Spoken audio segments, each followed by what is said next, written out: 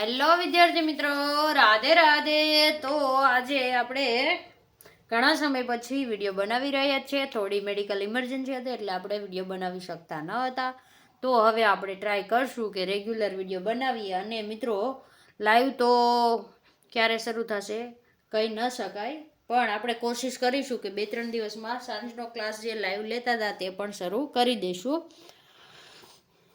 તો ઘણા મિત્રો આપણને કમેન્ટ કરતા હતા, મેડમ કોર્ટ કેસનું શું થયું?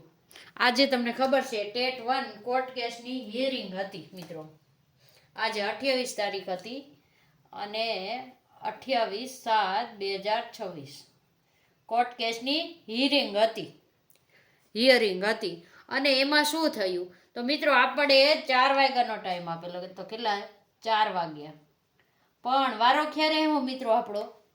4 વાગ્યાનો કોર્ટનો સમય આપણને આપેલો હતો, પણ આપણો સમય આવ્યો ને ત્યારે કોર્ટમાં 2 થી 3 મિનિટ છેલ્લે ક્લોઝ થવામાં, એટલે કે કોર્ટનો સમય પૂરો થવામાં 2 થી 3 મિનિટ બાકી હતી.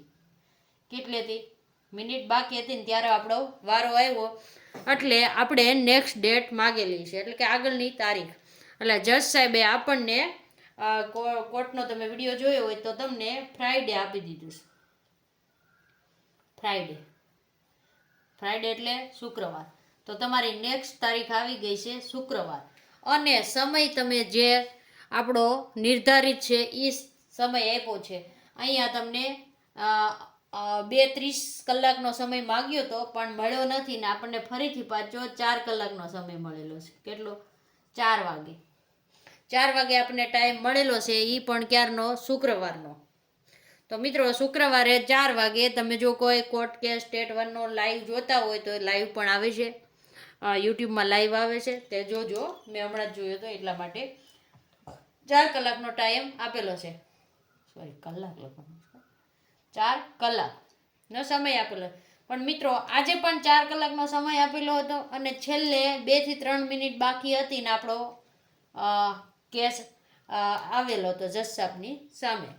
તો આ 4 વાગ્યાનો નેક્સ્ટ ફ્રાઈડે પણ તમને 4 વાગ્યાનો સમય આપેલો છે. પણ જો 4 વાગે વારો આવે તો થાય. આપણે દર વખતે 4 વાગ્યાનો સમય હોય છે. તમે જુઓ, આની પહેલાંની તારીખે આપણે 4 કલાકનો સમય હતો, 4:30 કંઈક વારો આવ્યો હતો આપણો, બરાબર, કોર્ટરૂમમાં આપણે હિયરિંગનો વારો આવ્યો હતો. તો આ રીતે 4 કલાકે 4 કલાક, એટલે આના ઉપરથી મિત્રો એવું લાગી રહ્યું છે કે જ્યારે તમે શુક્રવારે જશો ને ત્યારે પણ શું આવી શકે? આગળની તારીખ આવશે મારા ખ્યાલથી. શું કામ આમ કહું છું? કારણ 4 વાગે કે 4:30 વાગે તમારો સમય આવે ને મિત્રો, તો કોર્ટનો સમય પૂર્ણ થવા આવેલો હોય છે, બરાબર. એટલે ઝાઝી બહેસ કે કોઈ પરમિશન જે PML માટેની લેવાની છે એના માટે વિચાર કરવાનો કે સમય નહીં રહેતો હોય આપણા ખ્યાલથી, મારા ખ્યાલથી. એટલે ઝાઝી બહેસ નથી થતી. આપણે જે બે પક્ષેથી બધા વકીલોને, આજે તમે કોર્ટ કેસ જોયો હોય તો ઘણા વકીલો હતા, બધા પિટિશનરના. અને મિત્રો, જે ઘણા મિત્રોને પિટિશન વિડ્રો કરવી હતી, બરાબર. ઘણા મિત્રોને શું કરવું હતું? જે આ પિટિશનર છે ને, પિટિશનર એને પોતાનું નામ પાછું ખેંચી લેવું છે. હવે પિટિશનર છે, ઘણાને એમાંથી વિડ્રો કરવો એટલે કે પોતાનું નામ પાછું ખેંચી લેવું છે. અને જો મને પ્રોપર ખબર નથી, પણ અત્યારે ન્યૂઝ એવા સંભળાઈ રહ્યા છે કે હવે જો પિટિશનર છે ને, સોરી નામ લખવાનું ભૂલ થઈ ગયું, પિટિશનર છે ને એને પાછું નામ ખેંચવું હોય ને તો અત્યારે 10,000 રૂપિયાની ફરીથી એને ભરવા પડે છે કે ફી દેવી પડે છે, એવું કંઈક છે. મને પ્રોપર ખબર નથી, પણ મને સંભળાઈ રહ્યું છે એટલા માટે મેં તમને કીધું, બરાબર. શું ન્યૂઝ છે અને કેટલા પૈસા દેવા પડે મને નથી ખબર, પણ આજ તમે જો કોર્ટનો જોયું હોય તો કેટલાક પિટિશનરને છે ને પોતાનું નામ પાછું ખેંચી લેવું છે. એને પણ જજ સાહેબે શું કહી દીધું છે કે ફ્રાઈડેના દિવસે એ મેટર પણ લેવામાં આવશે. એટલે જે મિત્રો પાસ થયેલા છે ને, જેણે પિટિશન કરી છે ને, પિટિશનર હશે ને, એ મિત્રોને મારા ખ્યાલથી નામ પાછા ખેંચવા હશે, મને એવું સંભવિત લાગી રહ્યું છે. અને બાકીનું બધું તમને ખબર છે, શુક્રવારે જ ખબર પડશે. એ પણ 4 વાગ્યાનો સમય છે, જો આપણો વારો આવશે તો. કારણ તે પહેલાં આપણે કેટલી તારીખ હતી મને ખ્યાલ નથી, પણ PLM જાહેર કરવા માટેની રાજ્ય પરીક્ષા બોર્ડના વકીલે રજૂઆત કરેલી હતી. પણ મિત્રો આમાં થઈ કેવું રહ્યું છે કે